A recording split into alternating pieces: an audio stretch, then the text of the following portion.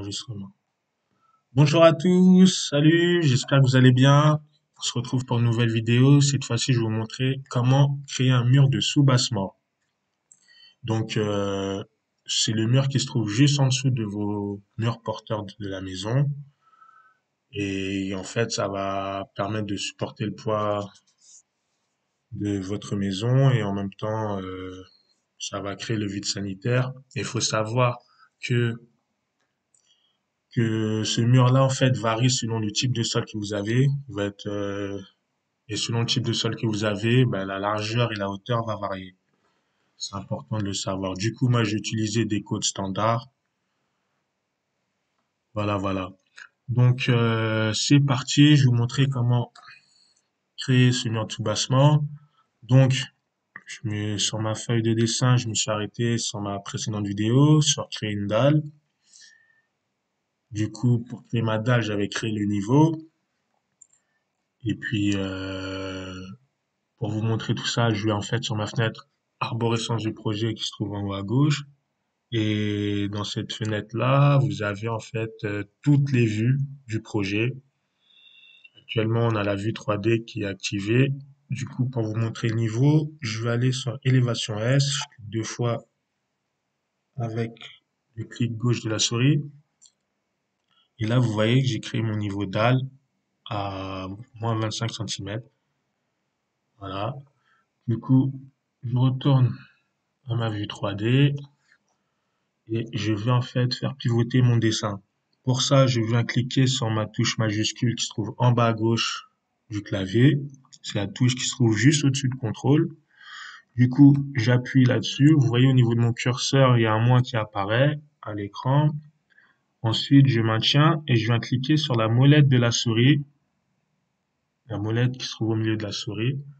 J'appuie, je maintiens les deux, puis ensuite je fais pivoter ma souris. Voilà, super. Vous pouvez le faire pivoter. Donc moi, je le fais pivoter, je le positionne pour aller vraiment en dessous de mon projet. Voilà. Donc à partir de là, c'est parti. Du coup, je vais à l'onglet structure, je clique. Ensuite, je vais à la partie structure, je cherche mur. Une fois trouvé le mur, je viens cliquer sur la flèche qui se trouve à côté et je sélectionne le mur porteur. Voilà. Du coup, je vais tout de suite sur ma fenêtre en bas à gauche, la fenêtre propriété, et je vais aller sélectionner le mur. Si là actuellement c'est mon mur de base de fondation qui est activé, parfait, c'est celui-ci que j'ai besoin. Si c'est pas le cas, vous cliquez sur la flèche et puis vous allez le sélectionner en fait. Tous les murs que Revit propose par défaut quoi. Voilà, du coup j'ai sélectionné mon mur.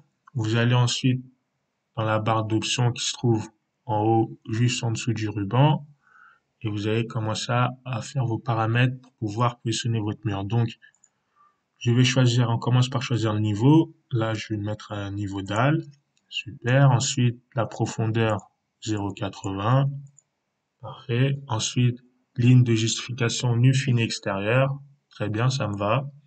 Une fois ce réglage réalisé, chaîné on laisse, décalage 0, rayon n'y touche pas, état de jonction autorisé. Ça, c'est parfait. Une fois la barre d'options terminée, on va à la barre d'outils qui se trouve juste au-dessus, dans le ruban tout à droite, et on va aller sélectionner notre outil choisir des lignes.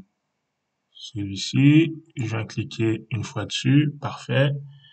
Donc à partir de là, je peux créer mon mur de soubassement. Donc je viens, je zoome un peu pour vous montrer. Vu que je suis en fini extérieur, je me mets à l'extérieur. Mais il faut bien que là je suis à l'extérieur, là je suis à l'intérieur. Voilà, vous voyez la différence. Du coup, voilà, je vais bien en fini extérieur et vous voyez, il y a un trait continu et un trait discontinu. Faut bien que le trait discontinu soit sur la largeur de mon mur. Voilà. Là, je clique. Voilà. Pareil ici. Voilà. Pareil ici. Voilà. Et pareil ici. Ensuite, j'ai fait échappe pour sortir et j'ai fait pivoter mon projet. Et voilà, je viens de créer mon vide, mur de soubassement. Voilà, j'espère que cette vidéo elle vous a plu. Et puis, je vous dis à bientôt pour la prochaine étape. Allez, salut, salut, ciao.